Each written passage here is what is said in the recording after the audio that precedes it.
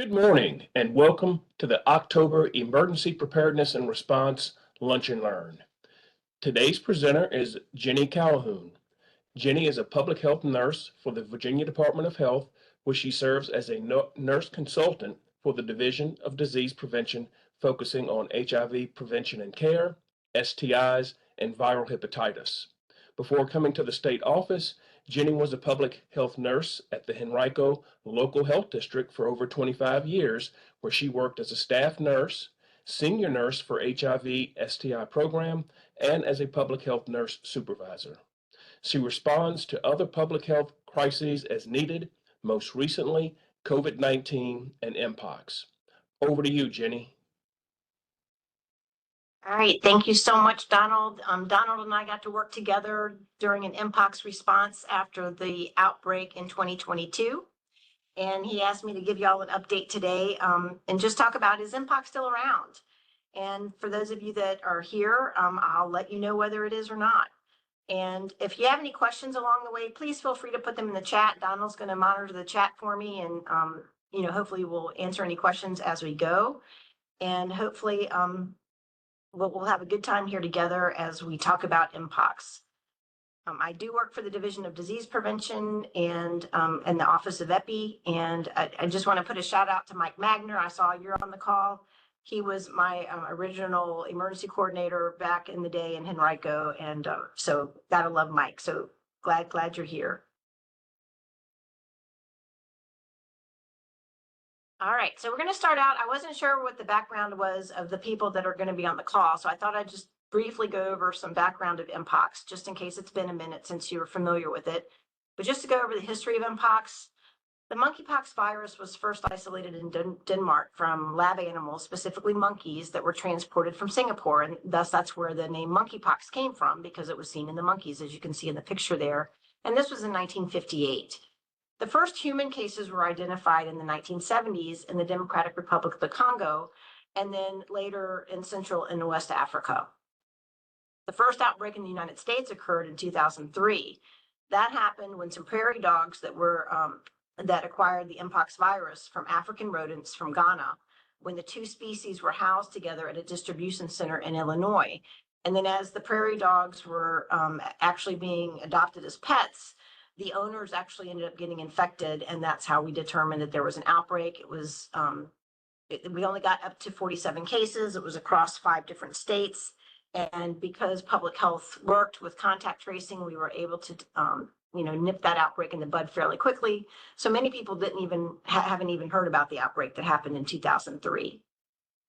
Some of the Mpox cases that we're seeing in Africa, a lot of that occurs because as we eradicated smallpox across the world, we stopped doing the worldwide vaccination programs. And so the smallpox vaccine is what we actually use to prevent Mpox.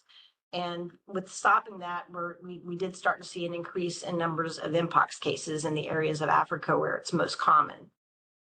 As many of y'all may have been aware, we had the global outbreak of Mpox in 2022. And then in November 28th, 2022, the World Health Organization announced the transition to refer to monkeypox disease as Mpox. The virus itself is still referred to as the monkeypox virus. And that has to do with the way that the naming occurs in the science world. Now, I just wanted to also review a few basics about the monkeypox virus, and the way it's abbreviated is MPXV. You'll hear a lot of talk about clades. Clade is just a scientific term that talks about different types.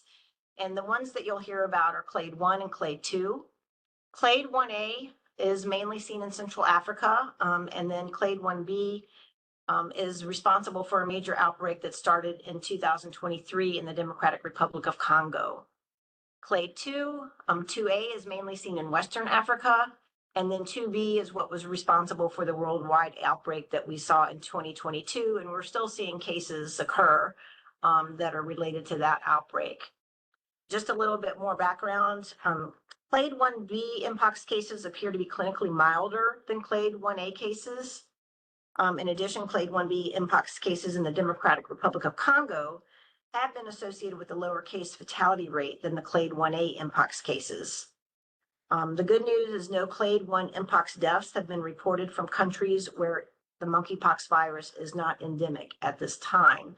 And what endemic means is just means it's not uncommon to see there.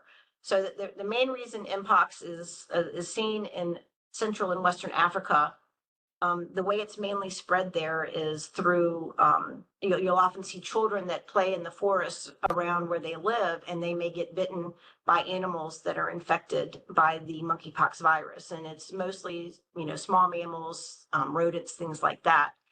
And so what happens when they get bitten, they get infected, and when they come home, then they'll end up passing it on to their household mates. And so you end up with spread of the virus. That's not the way we've seen the rest of the monkeypox virus spread in the rest of the world. So the most common ways we see it transmitted is contact with lesions. You'll often see with monkeypox virus, people have very distinct lesions across their body. It can also be spread through body fluid contact, less commonly through respiratory droplets, and then also through contaminated objects. So that would be most commonly clothing or bedding or linens, things like towels and washcloths, things like that. And then also in the places in Africa, you might see the transmission through bites and scratches from or contact with an infected animal. The most common symptoms we see are that distinctive rash, and the rash can really be anywhere on the body. It can be on the hands, it can be on the feet, chest, face, mouth, and more recently with the 2022 outbreak, we saw it more commonly around people's genitals. So it could be around the vagina, the penis, or the anal area. Sometimes the rash can look like blisters or pimples, and sometimes it can be painful and itchy. For some people, they'll have other symptoms. They'll have fever or chills. They may have some fatigue and muscle aches. Some people may have sore throat or other respiratory symptoms. And sometimes people will have swollen lymph nodes, most commonly around the neck area. Although it could also be in the groin area for the people that have the rash in their genital area. As far as complications, we do see some severe cases. It happens more commonly in people that have untreated HIV, so they have a very compromised immune system. We may also see complications in people with chronic skin disease. So just because of the effects that the monkeypox virus has on the skin, it can be very difficult for people with things like chronic eczema or other skin diseases, resolve the Mpox or the monkeypox virus. And in some cases, we do see it can actually cause death. We see that more commonly in Central and Western Africa where it's endemic. But we did see some deaths across the outbreak that we saw in 2022 across the world, including in the United States. As far as prevention, the best way to prevent it is not come in contact with it. So avoiding skin-to-skin contact for people that have the skin lesions, and also avoiding contact with any infected fluids or any infected objects. And then obviously in the areas of Western and Central Africa, avoiding contact with animals that are infected. And then a great way to prevent it is with vaccination with 2 doses of the Jynneos vaccine, which was made specifically for the smallpox virus, but it has been determined to work for the monkeypox virus as well. In cases that need treatment, luckily most cases of the monkeypox virus are mild, and you'll see it's usually self-limited. It'll last about 2 to 4 weeks. In severe cases, we may treat with something called tecovirimat or TPOXX. That's most commonly going to be in cases where people have been hospitalized. They have found that TPOXX hasn't worked all that well in mild cases, but they're still doing studies to see if it's helpful with the more severe cases. So why are we even talking about Mpox right now or asking if it's still around? So here in Virginia, we saw an uptick of cases in July. I actually had a community partner reach out to me and say, hey, I heard that there was a case of Mpox at the hospital. Have you heard anything about it? And then I had one of our regional epidemiologists reach out and say, hey, some of our health departments are hearing a little bit about Mpox. Is that something that central office is aware of? And actually, it's the way we hear about things often is from the community and from our regional partners. So it's really important for y'all, if you hear about things, is to let us know at central office. So what happened, the Division of Disease Prevention and the Division of Surveillance and Investigation are the two divisions responsible for response to Mpox. So we convened and we determined that yes, indeed, there actually was an uptick of cases in July. And so we got together and we looked at the statistics and we got together a response. But before I get into what the response was, I just wanted to go into more detail about what we actually saw. So this graph here is showing you the number of cases we've had across 2025 so far. And this is just showing the weeks that actually have had cases. So we've had plenty of weeks in there that haven't had cases, and you'll see that in upcoming slides. But you can definitely see that we had that uptick there in July. We had a total of 14 cases. So far, as of this Tuesday, we've had 28 cases in 2025. When we look in more detail, since July, we've had 2 cases in August and 4 so far for September. Of the cases in 2025, 6 were hospitalized. Of those, 4 were people with HIV, with definitely compromised immune systems. One of the cases was in someone who had a chronic skin disease that was hospitalized. And then the most recent case that was from September, we don't have details yet to know what the reason was for their hospitalization. So that's something that I should know in the coming days, but I didn't have in time to share with you in the presentation today. Just to see in comparison, in 2024, we had a total of 27 cases, and in 2023, we had 12 cases.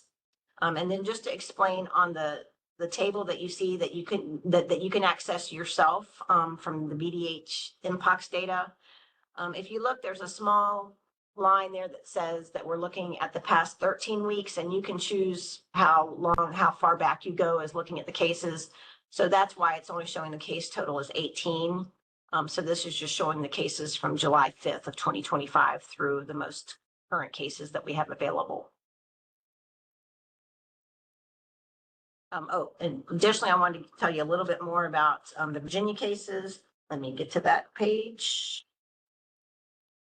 If we look at the regional breakdown, we've had 9 of the cases were in the central region, 4 in the eastern region, 14 in the northern region, and 1 in the southwest region. So far this year, we have not had any in the northwest region, so that's good for them. Of the 21 with known HIV status, 7 were co-infected with HIV, and of the 23 cases with vaccination status information, 6 had been vaccinated. And additionally, the 5 of the people that were hospitalized had not been vaccinated. There was 1 that had been vaccinated, but still had a very compromised immune system.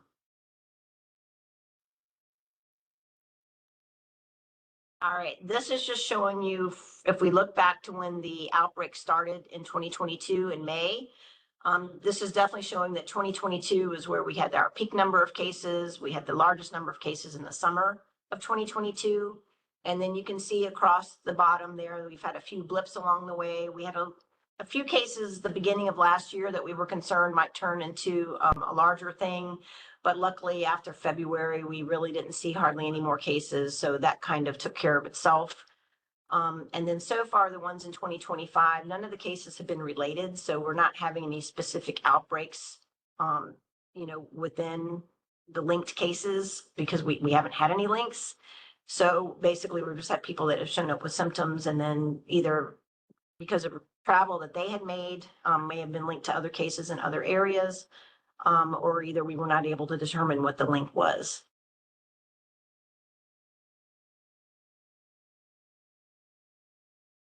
If we look bigger, we look at the United States Mpox data for 2025. This is the graph that they have available on the Centers for Disease Control and Prevention website. It shows you across there the number of cases in blue, and then the orange line going across is the 7-day average. You can see that there was a kind of an increase in numbers of cases in July and August of 2025. So we do still see clade 2 still circulating at low levels. If we look at the totals so far in 2025, we've had 961 cases. In 2024, for the same period going through, and this is numbers through the end of August, we had just over 2,000 cases. And for all of 2024 last year, we had just over 2,800 cases. Definitely there was an increase in numbers in July and August. We haven't gotten far enough past August to see if there's going to be a decline. And there have not been any updates since the federal government shut down October 1st. So the CDC usually would have posted new data at the beginning of October, but nothing's been added to the website yet because of the shutdown. There is an outbreak going on mostly in Africa, but has also spread out to the United States of Clade 1P cases. We've had 6 cases so far in the United States. The first one was November of last year in California, and California is also the most recent case that occurred in September of 2025. And then we've had 1 case each in Georgia, New Hampshire, New York, and Massachusetts. All of the cases have been connected to travel history, 5 of those to Central or Eastern Africa and 1 to the Middle East. Of these cases, none have had community spread, none of them were linked, and the risk for Clade 1B spread in the United States is considered to be low.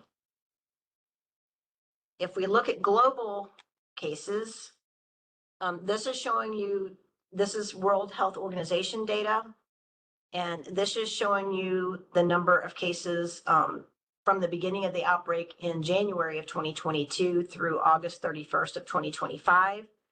And the darker the blue, the more cases we've seen in those countries.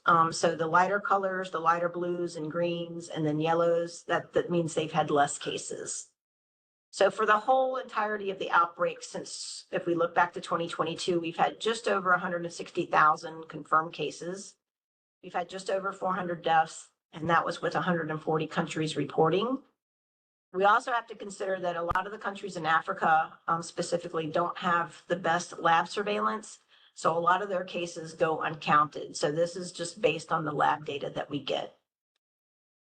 If we look just to 2025 so far, we've had just over 38,000 cases, or almost 39,000 confirmed cases, with 163 deaths, with 92 countries reporting. And if we look just to August of 2025, and I've also got the numbers for July to show the comparison. For August, we've had 3,780 cases of Clade 1B compared to just almost 4,000 cases in July. The good news, we've only had 15 deaths so far in August compared to 31 in July. The more concerning part is that we've had 59 countries reporting cases of Clade 1B Mpox compared to 47 in July. So even though case numbers are going down, we are seeing more countries reporting those. All right, this is a slide that I used in my last presentation that I did in December of 2024. And this is so you can see comparison at the next slide. So the Clade 1B outbreak started in August of 2024. So as of December of last year, we had 14 countries that had Clade 1B cases. The only endemic country, which we've seen that by and large, the most cases, is the Democratic Republic of Congo. Then there were several non-endemic African countries, and then we had 7 countries outside of Africa that also had Clade 1B cases. So if we compare that to where we are this year, you can see there's much more activity. We've had 38 countries so far with Clade 1B cases. By and far, the Democratic Republic of Congo has had the most cases with over 30,000. And if we look down, an increase in numbers of the non-endemic African countries, and then also an increase in the countries outside of Africa.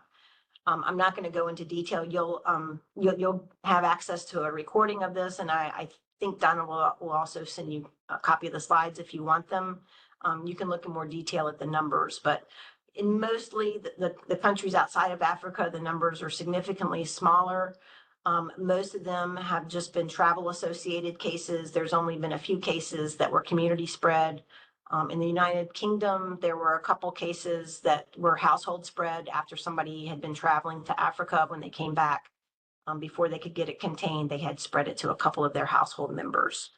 But other than that, very little community spread outside of Africa. This is just showing you the travel associated clade 1 Mpox cases. So just basically showing you the all the different places that have we're seeing the cases. So what about Mpox response? So after we heard about those couple of cases, we got together and we got out an email to all of VDH. This was on August 12th. We also sent out a clinician letter to all of our clinicians across the state of Virginia to be on the lookout for Mpox. We also have put out information in our different communication avenues. The Division of Disease Prevention has an e-bulletin. We sent it out through the nursing newsletter. We've done community updates across our contractors, our community HIV planning group. And then today we're doing this for y'all in EP&R. We've also updated our website, and we've started redoing our, we had started to just do our data. We had gone to monthly, so we went back to weekly updating of the data. We also did social media posting and blog posting. This is a sample of the social media. One of the posts that we did about if Mpox is still a thing with a link to information. And this is an example of one of the blogs that we did, and we're still putting these out there. And just to point out that the Mpox vaccine is safe and effective at preventing Mpox, and to be sure to get both doses of the vaccine for the best protection. We definitely wanted to get out there that it's not too late for your second dose, even if the first dose was in 2022. We did have a number of people in 2022 that got one vaccine, but they didn't never come back for their second one. So just to let them know it's not too late to get that second dose. As far as the United States response, they do continue to monitor cases monthly, although like I said, they did not update yet for this month since the shutdown. They are doing wastewater testing weekly. They did put out a travel health notice alert for people traveling to Liberia and Sierra Leone. And then there is a chapter in the yellow book, which is designed for people who travel outside of the United States. There is a specific chapter on sex and travel, and it talks about Mpox in that chapter. And then if we look at the global response, so in August of 2024 last year, when we started to see the spread of the clade 1B cases, the World Health Organization declared a public health emergency of international concern. They recently, on September 5th, lifted that designation, and the Director General said it does not mean that the threat is over, nor that their response will stop. It just meant that they have improved their public health measures and that they had sustained a decline in case counts. They're still seeing cases, and they're still needing to do a lot with response. Specifically in Africa, the CDC there says that Mpox remains a continental health emergency. They have ongoing efforts to protect the most vulnerable groups that are being affected, the young children, and also people living with HIV. And they're trying to do a lot of focus on having adequate surveillance and response capacity. Just because of a lot of countries there, they don't necessarily have the infrastructure to do a lot of the testing that's required. They don't necessarily have the infrastructure to respond with the vaccination programs. They are working on getting those up and running, but it's been a very slow and painful process. It's definitely was affected at the beginning of this year when the U.S. pulled out of the USAID, and we also stopped being part of the World Health Organization. So they've definitely had to scramble. Other countries have also followed and not given as much money as they normally would following the United States. So they are definitely struggling, but they are doing what they can to mount a response. One example, when we look at vaccines, they had about 6 million vaccines that have been pledged to Africa. They had thought that it would take at least 10 million vaccines to get the outbreak under control. They have had 3 million vaccines that have been delivered to 12 countries, but of those, less than 1 million have actually been administered. So they still face significant challenges. In Democratic Republic of Congo, where they've seen the most cases and the most deaths, that country has had a lot of civil unrest. There's a lot of things going on that makes it unsafe for people to get out and have, to do the vaccine programs. So that's been a real challenge. They also have other outbreaks to deal with. They most recently had an Ebola outbreak, and then definitely other diseases as well. And I also wanted to mention too, one of the examples of where things have not gone well. The United States had promised to send 1 million doses to Africa back in September of 2024. But as of July of 2025, only about 90,000 doses had made it to Africa. And of the remaining doses, about half are now too close to their expiration date to ship. So that's where we're just seeing a significant loss of an opportunity to get more vaccine to Africa. So just definitely some barriers to getting the response that's needed. But with that, the good news is that emergency of international concern has been lifted, but definitely we'll still need to watch in the news and for Africa and across the world about if there's continues to be spread of Mpox. And with that, I will say thank you. I've got some resources there. Our VDH homepage has a lot of good information about Mpox.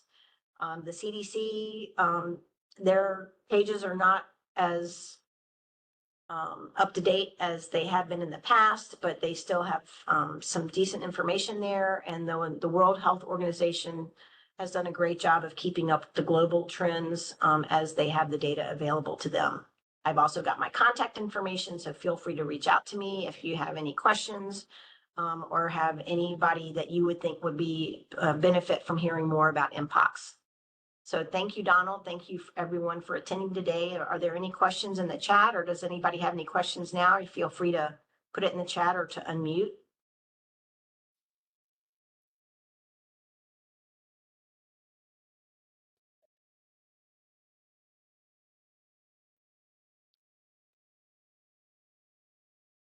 I don't see any questions in chat or anyone who's unmuted to ask a question. So I think that kind of wraps things up. And thank you, Jenny, for being our guest presenter. And we appreciate the update on Mpox. And that will conclude the October EP&R Lunch and Learn webinar. Thanks for everyone's attendance. And thank you again, Jenny. Thank you so much for having me. I appreciate it. Have a great day, everyone.